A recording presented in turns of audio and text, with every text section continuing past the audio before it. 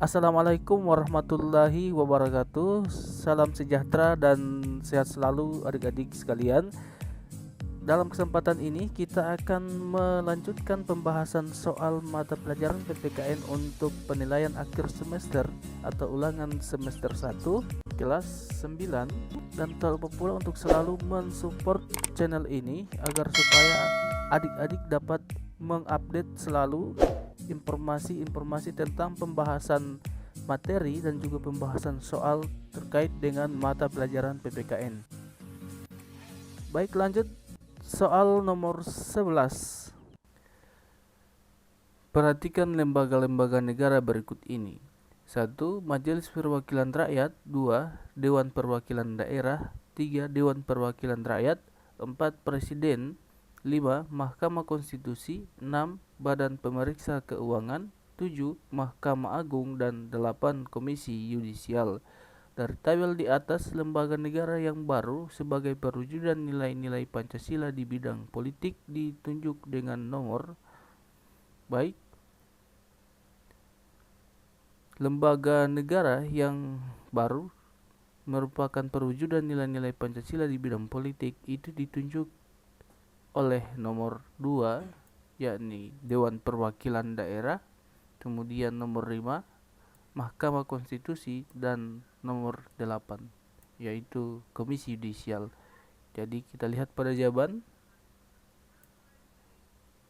bagian D. Baik, lanjut nomor 12. Perwujudan Pancasila di bidang ekonomi dikembangkan melalui landasan operasional sistem ekonomi yang dijiwai oleh nilai-nilai Pancasila telah ditegaskan dalam Undang-Undang Dasar Negara Republik Indonesia tahun 1945 pada pasal A 31, B 32, C 33, D 34. Baik, perwujudan Pancasila di bidang ekonomi yang dikembangkan melalui landasan operasional sistem ekonomi yang dijiwai oleh nilai-nilai Pancasila itu terdapat pada pasal 33. Baik, jawabannya adalah C.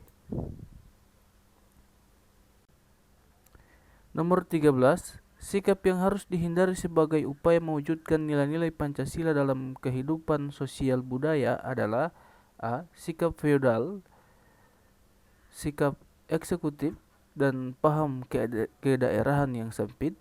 B. Sikap bekerja keras dan disiplin, serta sikap ilmiah.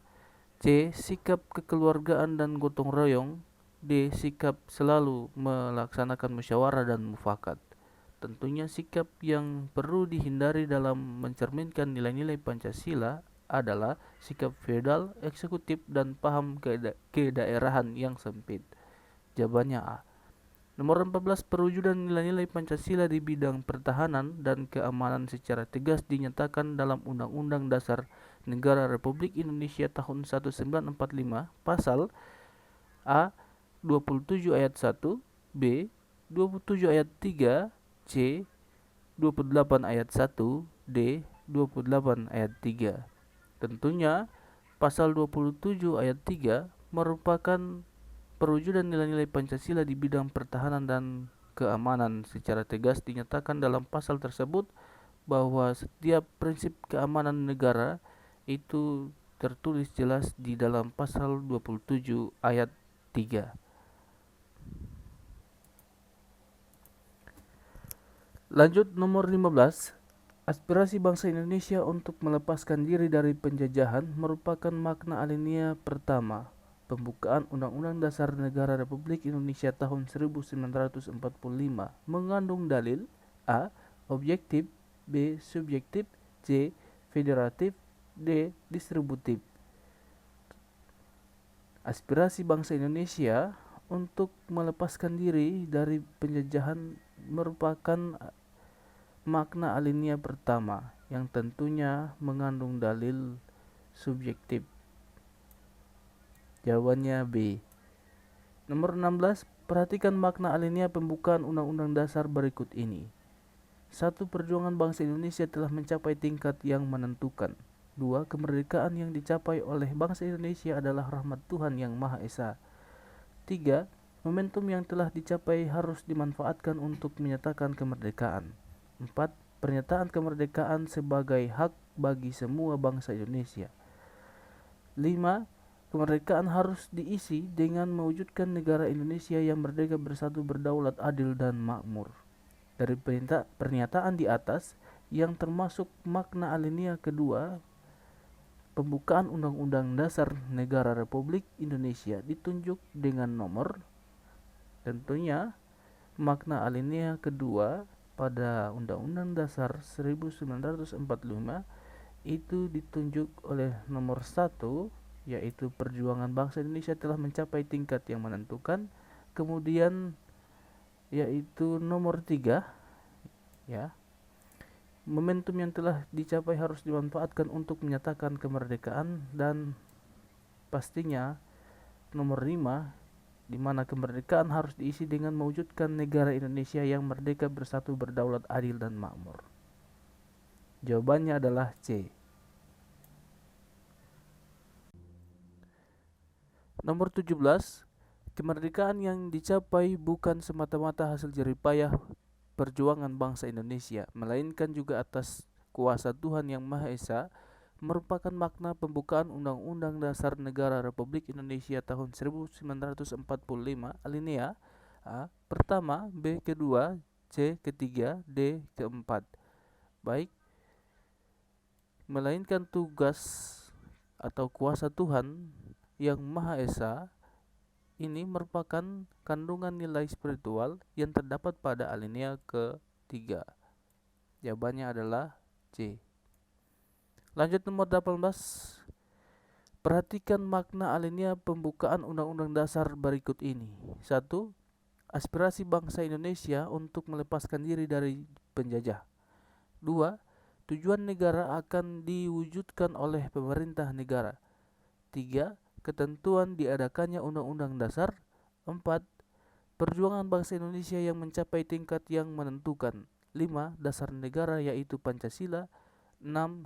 Keinginan dan tekad seluruh bangsa Indonesia untuk menjadi bangsa yang bebas dan merdeka.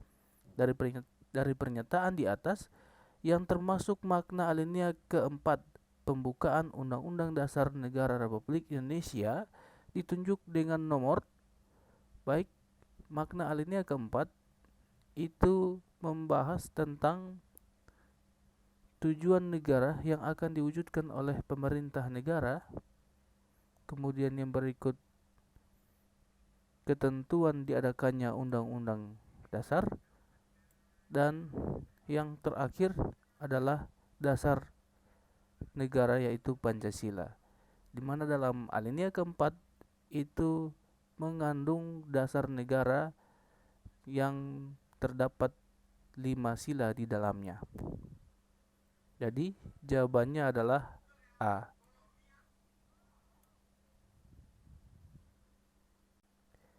Nomor 19. Pokok pikiran pertama pembukaan Undang-Undang Dasar Negara Republik Indonesia tahun 1945 menyatakan bahwa negara melindungi segenap bangsa Indonesia dan seluruh tumpah darah Indonesia dengan berdasar atas persatuan. Ini mengandung arti bahwa A. Penyelenggara negara dan setiap warga negara wajib mengutamakan kepentingan negara di atas golongan dan individu. B. Kepentingan pribadi yang menyelenggara negara di atas kepentingan negara dan golongan. C. Kepentingan golongan di atas kepentingan pribadi dan penyelenggara negara. D. Penyelenggara negara kepentingannya di atas kepentingan negara dan golongan. Baik, pokok pikiran pertama tentunya memuat tentang penyelenggara negara dan setiap warga negara wajib mengutamakan kepentingan negara di atas golongan. Jawabannya adalah A. Nomor 20, pokok pikiran kedua pembukaan Undang-Undang Dasar 1945 adalah negara A. Yang berkedaulatan rakyat. B. Melindungi segenap bangsa Indonesia. C. Berdasar atas ketuhanan Yang Maha Esa. D. Hendak mewujudkan keadilan sosial bagi seluruh rakyat Indonesia. Baik, pokok pikiran kedua seperti yang kita ketahui adalah mewujudkan keadilan sosial bagi seluruh rakyat Indonesia. 21. Pokok pikiran ketiga pembukaan Undang-Undang Dasar tahun 1945 adalah A. Melindungi segenap bangsa Indonesia dan seluruh tumpah darah Indonesia dengan berdasar atas persatuan dan kesatuan. B. Negara berdasarkan atas ketuhanan yang Maha Esa menurut dasar kemanusiaan yang adil dan beradab. C. Negara yang berkedaulatan rakyat berdasar atas kerakyatan dan permusyawaratan perwakilan. D. Negara hendak mewujudkan keadilan sosial bagi seluruh rakyat Indonesia. Baik, pokok pikiran ketiga itu terdapat pada C, yaitu merupakan negara yang berkedaulatan rakyat berdasarkan atas kerakyatan dan permusyawaratan perwakilan. Jawabannya C. 22. Pokok pikiran keempat pembukaan Undang-Undang Dasar tahun 1945 merupakan penjabaran dari sila A ke-1, B ke-2, C ke-3, D ke-4. Tentunya jawabannya adalah A, yaitu penjabaran dari sila pertama.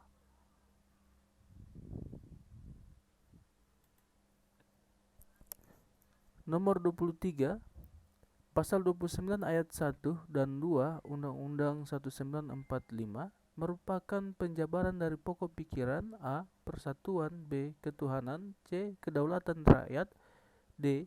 Keadilan sosial.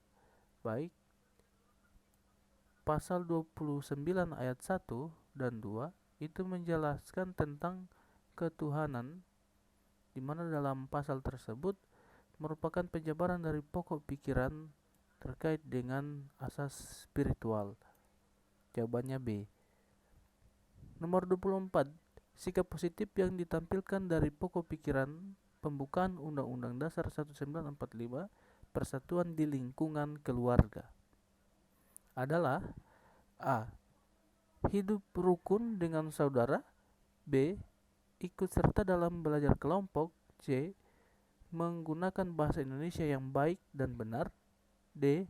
Ikut serta dalam kegiatan bekerja bakti membersihkan lingkungan. Baik, untuk nomor 24 tentunya jawabannya adalah A. Yang pasti hidup rukun dengan saudara merupakan lingkup pergaulan di lingkungan keluarga. Jawabannya adalah A. Nomor 25, sikap positif yang ditampilkan dari pokok pikiran pembukaan Undang-Undang 1945 keadilan sosial di lingkungan sekolah adalah A. Hidup rukun dengan saudara, B. Melaksanakan piket kelas dengan baik, C. Menggunakan bahasa Indonesia yang baik dan benar, D. Ikut serta dalam kegiatan kerja bakti membersihkan lingkungan. Baik, ini keadilan sosial di lingkungan sekolah, ya. Jadi, jawaban yang benar adalah melaksanakan piket di kelas dengan baik. Lanjut nomor 26. Sikap positif yang ditampilkan dari pokok pikiran pembukaan Undang-Undang 1945 kedaulatan rakyat di lingkungan masyarakat adalah A. Melaksanakan setiap norma yang berlaku dalam masyarakat, B.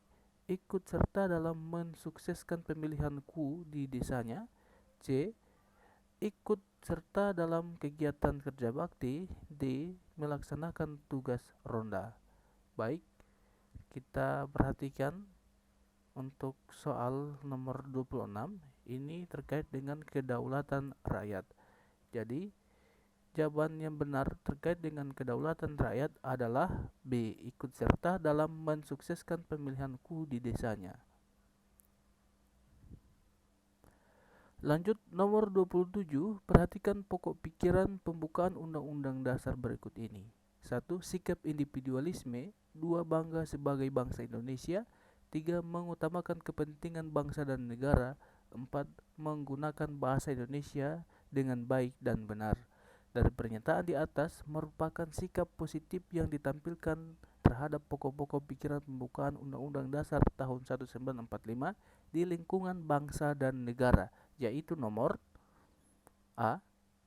1, 2, dan 3, B, 1, 2, dan 4, C, 1, 3, dan 4, D, 2, 3, dan 4. Baik, kita lihat pada pilihan. Pokok pikiran pembukaan Undang-Undang Dasar di lingkungan bangsa dan negara itu ditunjuk oleh nomor 2, yaitu bangga sebagai bangsa Indonesia.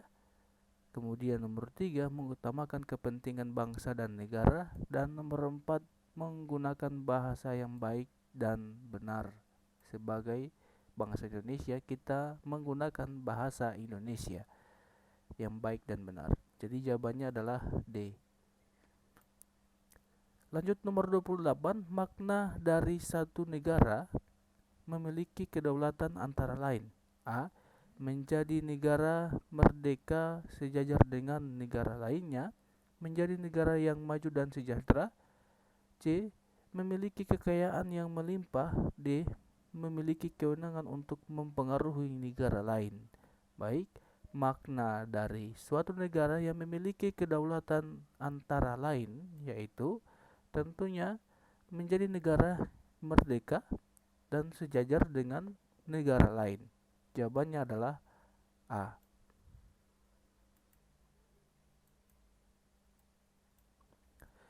Nomor 29, menurut Jean Bourdain, kedaulatan adalah kekuasaan tertinggi untuk menentukan hukum dalam suatu negara. Kedaulatan memiliki 4 sifat pokok, di antaranya adalah asli, yang memiliki arti kekuasaan. A, tidak dibatasi oleh kekuasaan lain. B, tidak berasal dari kekuasaan lain yang lebih tinggi. C, tetap ada sepanjang negara tetap berdiri walaupun pemerintah sudah berganti. D, merupakan satu-satunya dalam negara dan tidak dibagi kepada badan-badan lain. Baik, Jean Bourdain dalam hal ini mengemukakan bahwa kekuasaan tertinggi untuk menentukan hukum dalam suatu negara itu tentunya tidak berasal dari kekuasaan lain yang lebih tinggi. Jawabannya B. Lanjut nomor 30, perhatikan bentuk kedaulatan berikut ini. 1. Kekuasaan untuk mengelola semua yang ada di wilayahnya untuk kemakmuran rakyatnya. 2. Kekuasaan untuk bekerja sama dengan bangsa lain tanpa terikat oleh kekuasaan lain. 3. Kekuasaan untuk menyusun dan mengatur organisasi pemerintah itu sendiri. 4. Kekuasaan untuk bergabung dengan bangsa dan negara lain. Dari pernyataan di atas yang merupakan bentuk kedaulatan keluar ditunjuk oleh nomor. Baik, kedaulatan keluar ini pastinya ditunjuk oleh nomor 1 dan 4. Jawabannya adalah D.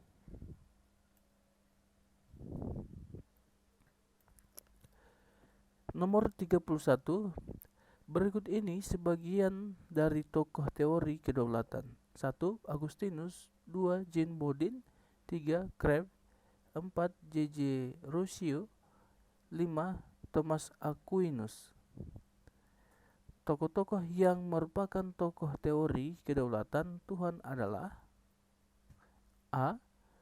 1 dan 2, B. 1 dan 5, C. 2 dan 3, D. 2, 4, dan 5.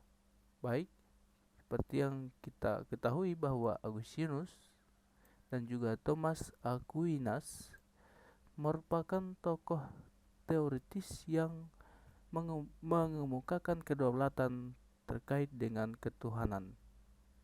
Jadi jawabannya adalah B. 1 dan 5. Nomor 32, pernyataan berikut ini bukan merupakan pokok-pokok pemikiran teori kedaulatan negara. A. Keberadaan hukum merupakan kehendak negara. B. Rakyat adalah pemegang kedaulatan dalam negara. C. Hukum dan segala kegiatan pemerintah merupakan kehendak negara. D. yang mempunyai kekuasaan tertinggi dalam negara adalah negara itu sendiri. Baik, dalam hal ini, yang bukan merupakan bentuk pokok pemikiran teori kedaulatan adalah rakyat adalah pemegang kedaulatan dalam negara. Jawabannya adalah B.